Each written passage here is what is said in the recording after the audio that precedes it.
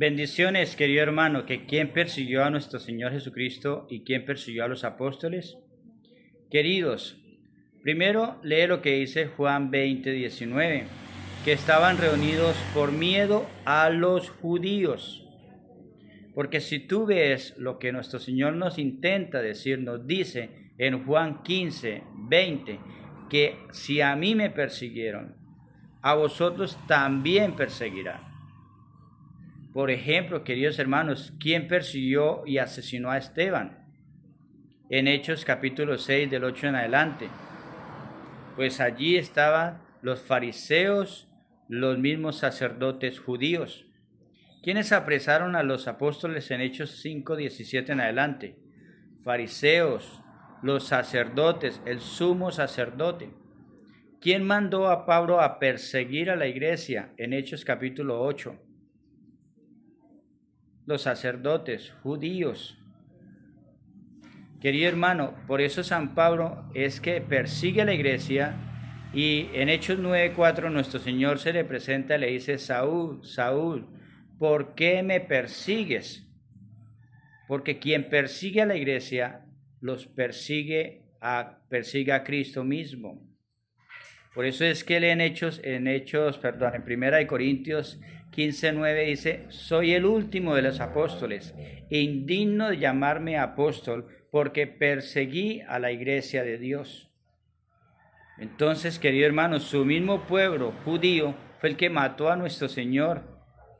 Por eso es que en Apocalipsis 11:8, cuando habla de esa ciudad asesina, dice que fue donde mataron a nuestro Señor y fue en Jerusalén.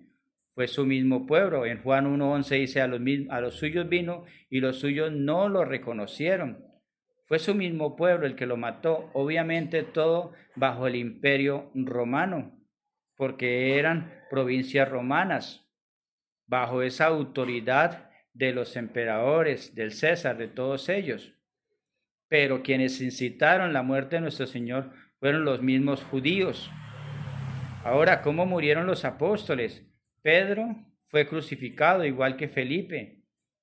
Por ejemplo, el hermano de Pedro, que fue Andrés, fue crucificado en X.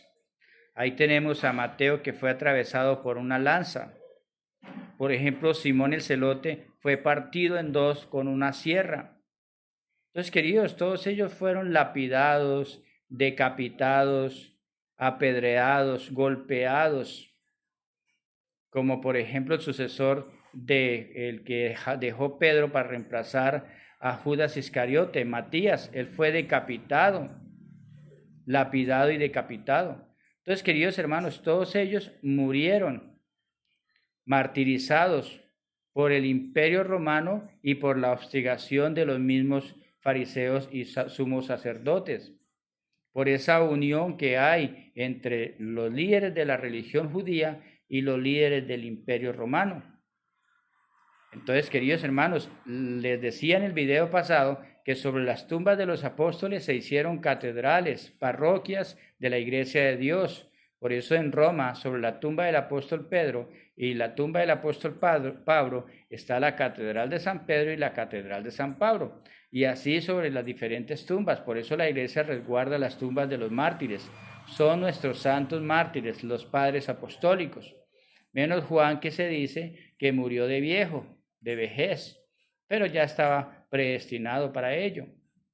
Entonces, queridos y amados hermanos, todo esto es dentro de lo que vivió esa persecución la Iglesia Católica en sus inicios. Esto no tiene nada que ver con el protestantismo. El protestantismo está lleno de personas que eran borrachos, adúlteros, ladrones, que estaban en la cárcel y que de cierto momento fueron a dar a una secta y ahora son pastores. No tienen nada que ver los santos mártires. Por eso nada ni nadie hará que nos vayamos de la iglesia.